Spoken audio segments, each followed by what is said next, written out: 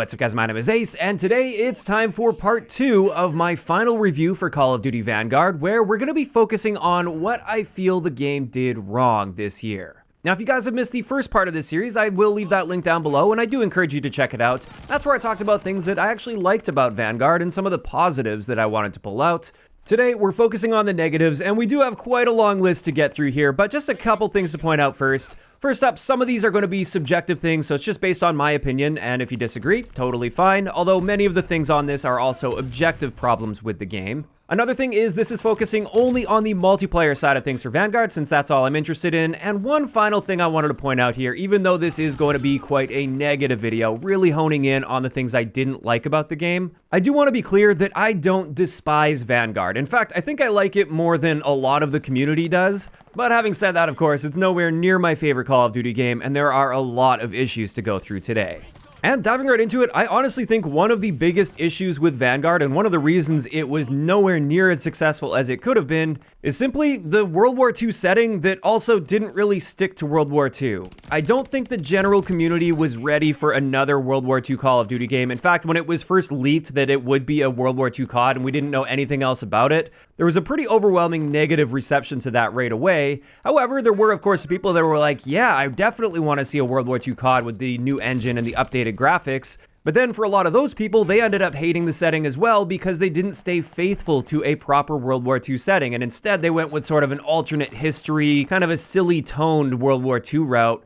And I feel like that decision pushed both of those groups away, where even the people that were really excited for a World War II game, they ended up disappointed as well. Next up, I want to get into some of the technical issues that this game experienced. Most of these have been worked out by now, like eventually they got them fixed, but in many cases it just took them too long to get on top of these issues, and by then it was too late to recapture the players that these issues pushed away. Now, one of the big issues that I was fortunate enough to not experience very much, but I know a lot of people were experiencing this. I've seen tons of gameplay clips of it from people that don't have issues in any other Call of Duty game. This was extreme packet loss or packet burst. And I'm talking so extreme that the game was essentially unplayable. Like, you're just skipping and stuttering around all over the place, and at least in many cases, it didn't appear to be on the player's end at all. Additionally, there were really inconsistent aim assist issues early on, primarily with Xbox players. Again, this is something that I personally didn't experience because I play on PlayStation and I just never really ran into this. But I know it was an issue for Xbox, and it did take them, I think, several months to get this one worked out. One of the technical issues that was more of just a minor annoyance, but I still didn't like it, and this is something that I did experience a lot early on. This was that weird bug where it was like a spotlight was following my character, and it was really jarring, and it screwed up all the shadows and everything around me, and it just made the game look horrible. That one I feel like took a good couple of months for them to take care of. Another thing that I still experience to this day is inconsistent behavior with the destructible areas of the map, like destructible walls and windows, for instance. And this really made me hate the destruction in general. Like, I'm not opposed to the idea of having these destructible areas, but the behavior in game was just too inconsistent, and I would have preferred if they just didn't have it at all. Just a couple examples, a lot of times you'd run full sprint into a destructible wall that you're meant to be able to sprint through and break, and yet it wouldn't break. You'd just run head into it and just stop dead in your tracks, which would screw up routes and just make things inconsistent. And another thing is oftentimes I would find my aim assist would be disabled while aiming through an area that had a wall in it, but that wall was destroyed. And regardless of what your opinion is on aim assist in Call of Duty, your aim should at least work consistently in all situations, and this caused a major inconsistency in many gunfights. Next up, another technical issue that popped up a lot throughout the year is just a map rotation issue where, depending on the combat pacing option that you had selected and the game mode that you wanted to play, it seemed to significantly limit the pool of maps that you were able to play. Like, there'd be periods of time where it seemed impossible to play certain maps if you wanted to play your preferred game mode and pacing. And that didn't really make much sense to me. I feel like all of the maps should have been available for all of the game modes and all of the combat pacing options, and that simply wasn't the case throughout a good portion of the life cycle. And honestly, I don't even know if they've worked this out yet. I haven't been playing enough lately to really keep tabs on that. But it was really frustrating to know that there were like 20 plus maps in the game, but because I like playing Tactical Domination, for instance, I only get to play like 8 to 10 of those maps for an entire season, and then the next season it seemed like they would switch up the rotation a little bit and it was a different set of maps that you could play. And another technical issue that I still run into with Vanguard is it will often get stuck searching for a match, and I believe it actually gets to a point where it's not actually searching even though it's telling you that it is. Like if it doesn't show the ping range that it's searching for, that means it's not actually searching for a game and you'll never find a game. You can sit on that screen forever and you'll never find one. And while that's not a major issue because all you have to do is back out and search again and it will work the next time, it is still an issue and it's still present to this day. Moving on, let's get into some more gameplay related things. The first thing I'm going to mention here is spawns, at least early on in the game's lifecycle. Now, you might have noticed I also mentioned spawns in the What They Did Right video. This is because I think with their big spawn overhaul, they actually fixed most of my spawn complaints and issues. Not saying the spawns are perfect now, but they're at least significantly better than at launch. Because for the first couple or a few months of the game being out, the spawns were absolutely awful. It seemed like they were using a very similar system to Modern Warfare 2019, and it looks like Modern Warfare 2 is going to be following the same route here, at least early on in their life cycle. And with that early spawn system that Vanguard had, it made for horrible map flow and gameplay pacing. It just didn't make much sense, and therefore it definitely deserves a spot on this list because I feel like that's one of the big things that pushed a lot of people away early on, and many of those players never came back to see how good the spawns ended up turning out. After that, let's talk about bloom, or aim down sight spread, or essentially just inaccuracy with the first shot that you fire. This is not to be confused with recoil or idle sway. I'm talking when your sight is perfectly on target and you pull the trigger, the bullet doesn't necessarily go right where you're aiming, and when the game first launched, the amount of aim down sight spread we had in this game was ridiculous. It was nowhere even remotely close to realistic, even with World War II era weapons. And in my opinion, this has no place in a Call of Duty game aside from maybe some niche weapons. If they want to make sure they're limiting a weapon's ability at longer ranges, then target recoil or idle sway or bullet velocity, or just add another damage range, for instance. Don't make it so my bullets are going in random places that I have zero control over because it's literally randomized. Now, to be fair, they did patch this, I believe, all the way back in December, and they significantly reduced the aim down sight spread to the point where it's essentially a non-issue. So since then, I honestly haven't really had any complaints about bloom in the game. I don't feel like I've lost any gunfights due to bloom. But still, it deserved a spot on this list because I hope we never see this type of aim down sight spread ever return to Call of Duty. So the next thing, let's start getting into the weapons and the gunsmith.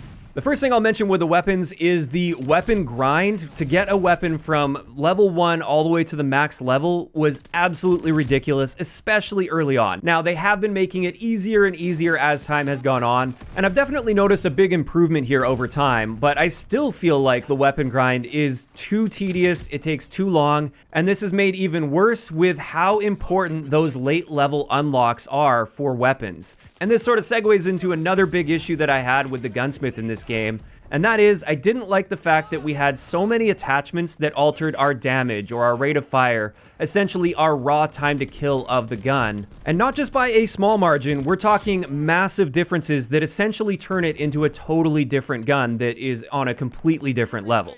And the first reason I didn't like this is just the massive discrepancy between a gun at level 1 versus a gun when you max it out fully. Like, of course, I'm totally fine with guns becoming a bit more powerful as you unlock more and more attachments, but it was to the point where it was such a night and day difference, and that grind was so long and tedious that it just became frustrating using such a terrible weapon for so long until you finally get that one attachment that turns it into one of the best guns in the game. Additionally, with many of these attachments, they altered your time to kill so much that the general time to kill that you actually experience while playing the game is too fast in this. I've said this before with Vanguard, and I'll say it again.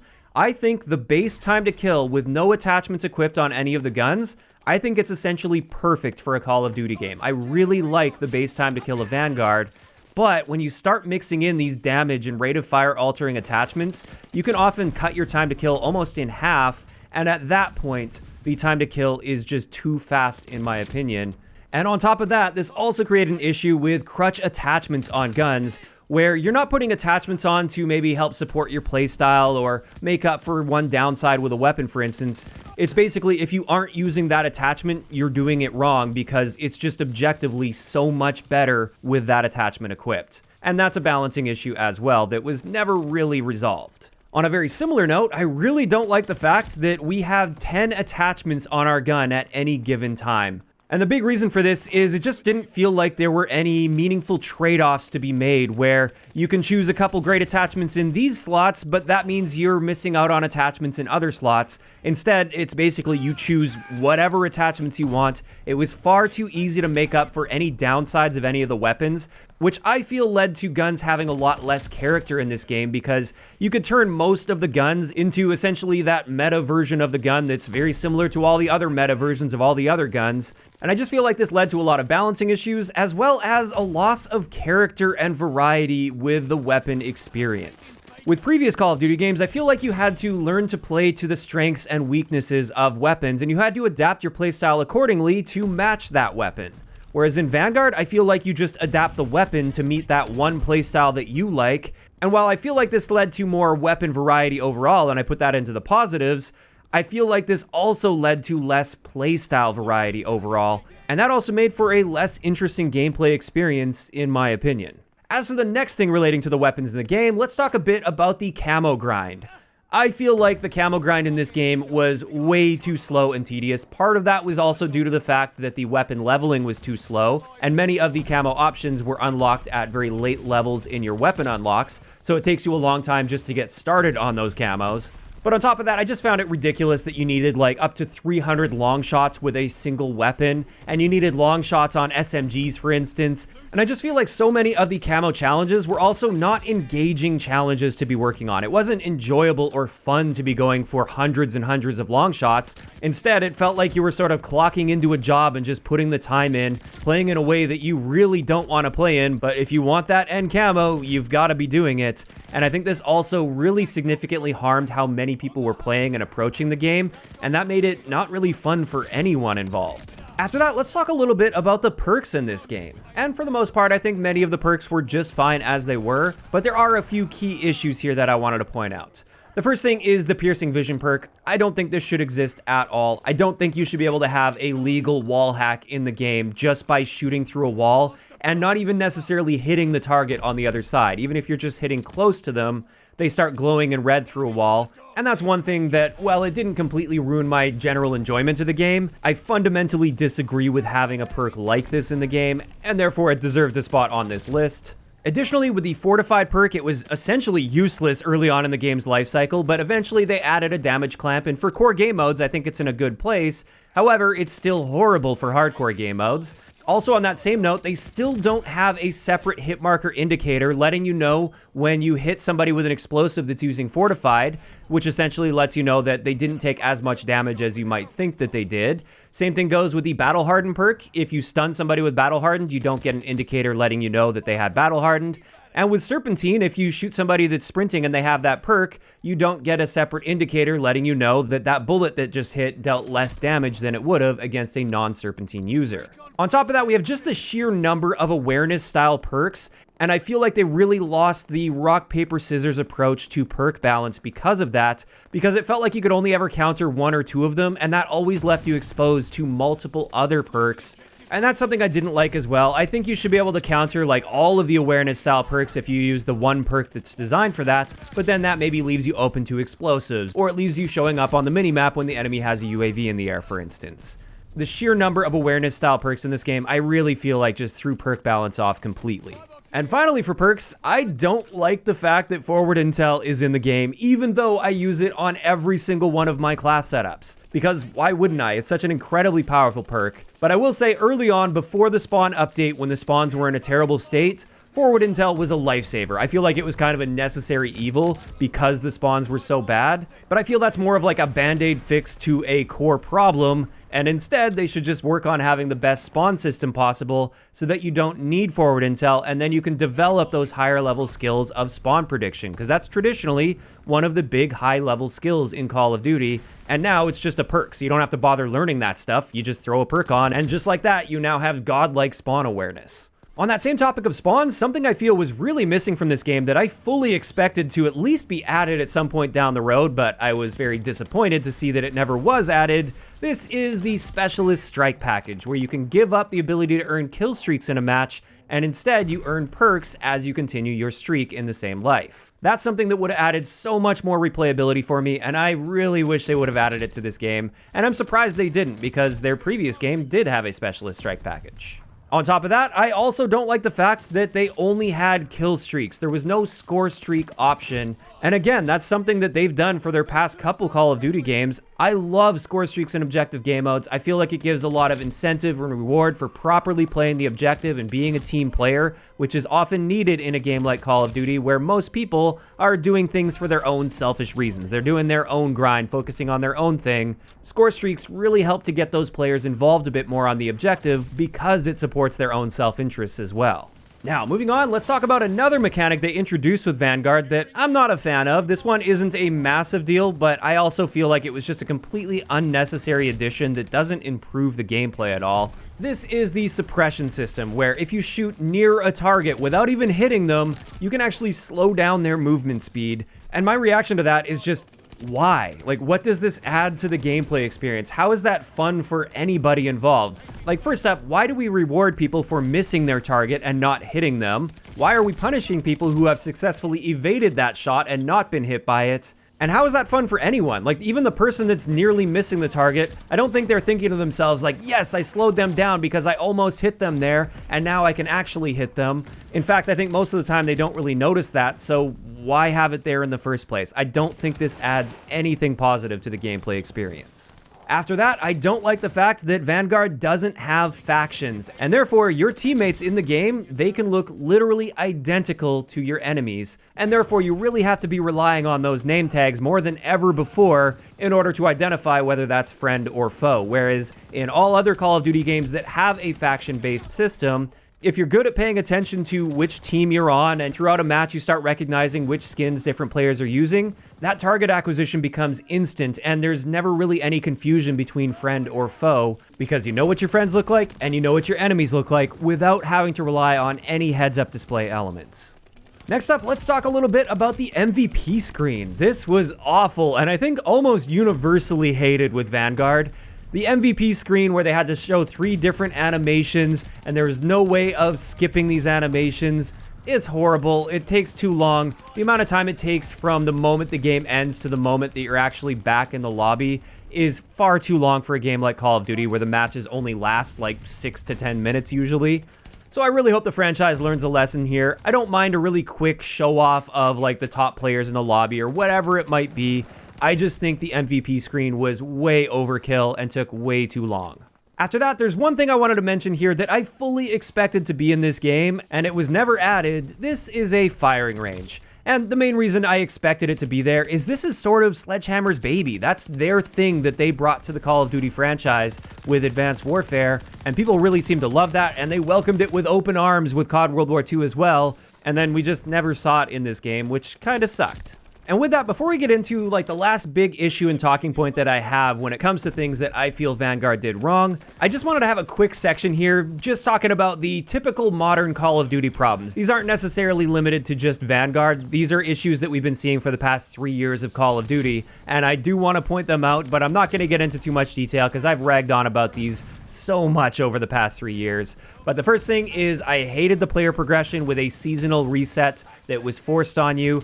Player progression and player XP meant literally nothing to me once again, and that I find to be really frustrating. Additionally, I hate how they handle double XP tokens where they count down in real time, not in gameplay time. And well, like I said, I don't really care about player progression and player XP. I definitely cared about double weapon XP, and it just sucked popping one of those tokens and then the game just doesn't find you a match in 10 minutes, and you've wasted 10 minutes of that token through no fault of your own. And then finally, with these typical modern COD problems, strict and hidden engagement-optimized matchmaking in a game that's not designed from the ground up to be a competitive experience. Now, to be fair, at least early on in the game's lifecycle, the skill-based matchmaking actually seemed toned down compared to the past 2 Call of Duty games. I don't know if that was just due to a lower player count or what that was. However, right around the mid-Season 3 update, I swear they flipped a switch on that and cranked it up, and it was a night and day difference. Literally from one day to the next, it was like I was playing a different game,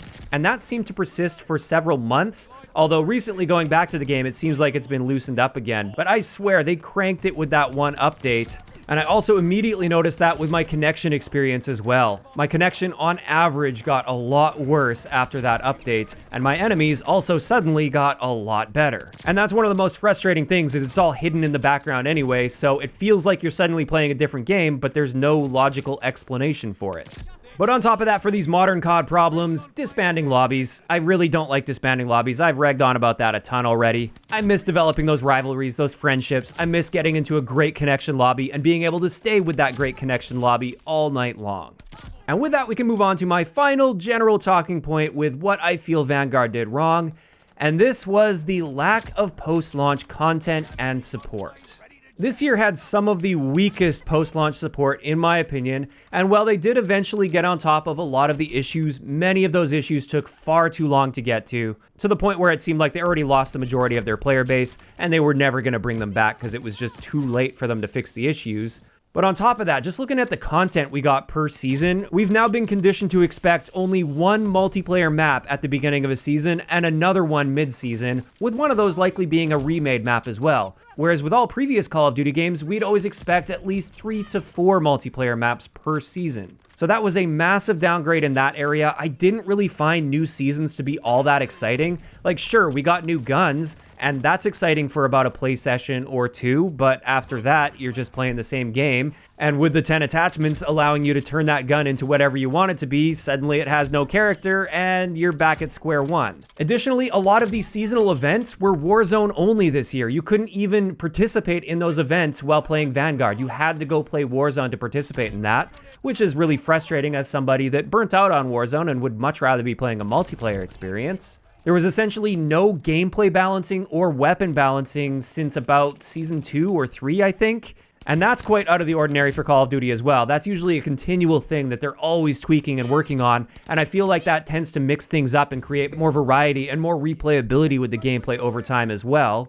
On top of that, they brought in the arms race mode, I think with Season 2, or was that Season 3? I can't quite remember, but then they never really supported it. I think there was like a balancing and bug fix update for that, and then beyond that, they just abandoned it. There was never any new maps, never any new modes using that existing map that they had. I think the War game mode would have been a much better and safer bet for them, and people were asking for the War mode to come back, so I'm quite surprised they tried something new there, and then didn't support it at all because I think it flopped. And then there's also the mention of a lack of party game modes. Now, we did get gun game, but in recent years with Call of Duty, we expect multiple party game modes to be added throughout the year. We've kind of been conditioned to not expect them at launch, but we do expect them to come down the road. And with Vanguard, we got gun game. Like, where's the infected game mode? Where's one in the chamber, sticks and stones, or prop hunt, for instance? These party game modes can really freshen up the experience and add a lot more depth and replayability because they play nothing like the standard modes in the game. It gives you a good place to go and just relax and try something new and different, and we just never got them this year.